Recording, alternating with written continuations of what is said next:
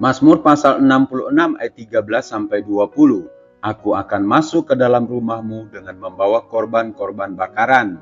Aku akan membayar kepadamu nasarku yang telah diucapkan bibirku dan dikatakan mulutku pada waktu aku susah. Korban-korban bakaran dari binatang gemuk akan kupersembahkan kepadamu. Dengan asap korban dari domba-domba jantan, aku akan menyediakan lembu-lembu dan kambing-kambing jantan. Selah. Marilah, dengarlah, hai kamu sekalian yang takut akan Allah. Aku hendak menceritakan apa yang dilakukannya terhadap diriku. Kepadanya aku telah berseru dengan mulutku. Kini dengan lidahku aku menyanyikan pujian. Seandainya ada niat jahat dalam hatiku, tentulah Tuhan tidak mau mendengar. Sesungguhnya Allah telah mendengar. Ia telah memperhatikan doa yang kuucapkan. Terpujilah Allah yang tidak menolak doaku dan tidak menjauhkan kasih setianya daripadaku.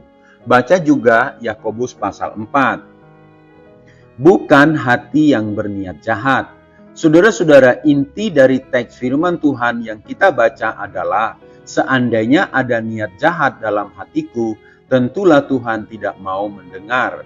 Dalam Mazmur 66 ayat 18. Di sini Daud mengungkapkan kebenaran yang sangat penting. Dia baru saja menggambarkan penderitaan orang benar yang Tuhan izinkan. Engkau telah membawa kami ke dalam jaring, mengenakan beban pada pinggang kami. Engkau telah membiarkan orang-orang melintasi kepala kami. Kami telah menempuh api dan air. Mazmur 66 ayat 11 sampai 12. Tetapi dari semua penderitaan ini Tuhan telah memberi kelepasan dan bahkan berkat.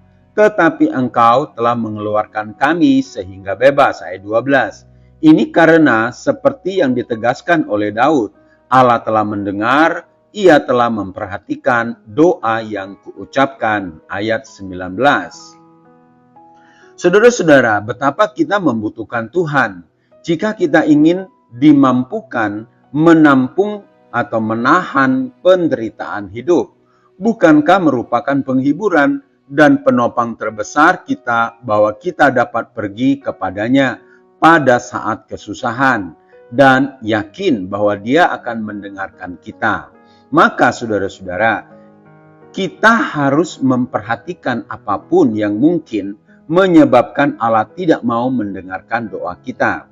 Tetapi jika kita memiliki niat jahat dalam hati kita, kita bisa memastikan bahwa Dia, Tuhan, tidak akan mendengarkan doa kita. Kata niat dalam King James Version adalah regard, yang berarti memandang sesuatu dengan persetujuan. Dengan kata lain, jika kita menyimpan dalam hati kita persetujuan kepada apa yang Tuhan larang, kita mendiskualifikasikan diri kita sendiri dari hadirat Allah. Jangan salah, Allah kita adalah kudus.